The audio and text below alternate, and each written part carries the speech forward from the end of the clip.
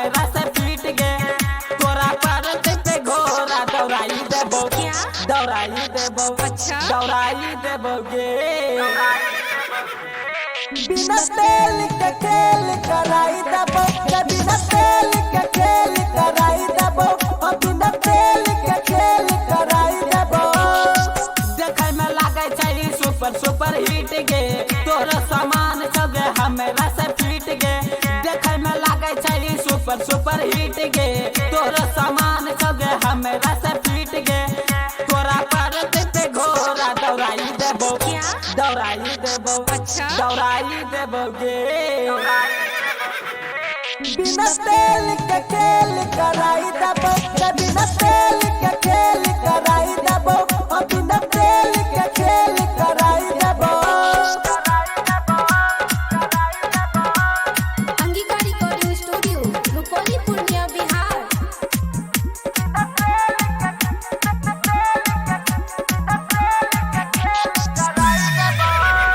Mix by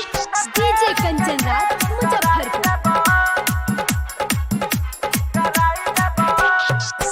पहले से लागे छौगे छी दौड़ाई पहले से लागे छौगे छी दौड़ाई यही से लागे छौगे दही से मोटाई देख में छी सब छौरिया से हिट गे अब न कर दियो हमहू सपोर्ट गे देख में छी सब छौरिया से हिट गे अब न कर दियो हमहू सपोर्ट गे तोहर लागल जाम हटाई देबो हटाई देबो हटाई देबो गे बिना तेल के खेल कराई देबो बिना तेल के खेल कराई देबो बिना तेल के खेल कराई देबो अंगिका रिकॉर्डिंग स्टूडियो रुपौली पूर्णिया बिहार।